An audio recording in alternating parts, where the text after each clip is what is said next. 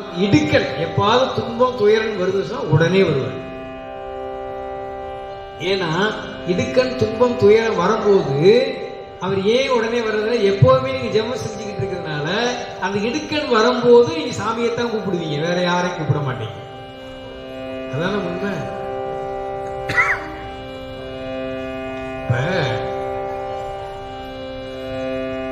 ஒரு கிளிக்கு ஒருத்தர் ஒரு பயிற்சி கொடுத்தார்.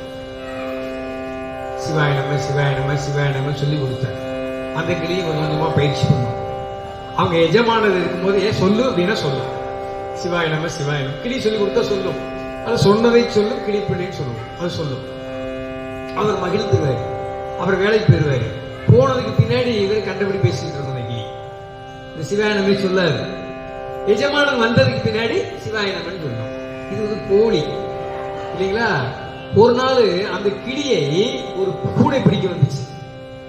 ஏற்கனவே சொல்லி கொடுத்துருக்காரு, உனக்கு ஏதாவது கஷ்டம் வந்து அந்த சிவாய நமன்னு சொன்னேன்னா அப்போ நீ காப்பாற்றப்படுவாய் அப்படின்னு சொல்லியிருக்காரு. அந்த கிளி சொல்லி கொடுத்துருக்காரு. அந்த கிளி வழக்கம் போல எஜமானன் போனதுக்கு பின்னாடி இவரு இது வேலை செஞ்சுட்டு இருக்கோம். ஒரு நாள் பூனை வந்தோடனே இது பஞ்சாயத்து சொல்லிச்சா ஐயோ ஐயோன்னு கத்திச்சு. அந்த பூனை அதை கடிச்சு போயிடுச்சு. இது ஒரு சாதாரண ஒரு எளிமையா ஒரு சின்ன கதையா சொல்லுவாங்க. ஆகவே நாமத்தை நம்ம எப்போதுமே சொன்னா அந்த நேரத்தில் சொல்லுவோம்.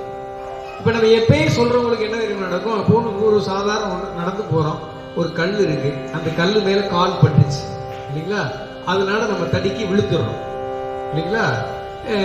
விழுந்துட்டு என்ன பண்ணுவோம்? பஞ்சாயத்துல ஜெபம் பண்றவங்க சிவசிவான்னு சொல்லுவாங்க, நமச்சிவாய சொல்லுவாங்க, இறைவன் சங்கரா முருகா நாம இறைவனுடைய நாமத்தை சொல்லுவாங்க. அப்படியாவது சொல்லி பழக்கப்படாதவங்க என்ன பண்ணுவாங்க? ஐயோ அப்படின்னு சொல்லுவாங்க. ஐயோன்னு சொல்லும் போது என்னன்னா வலி அதிகமாகும்.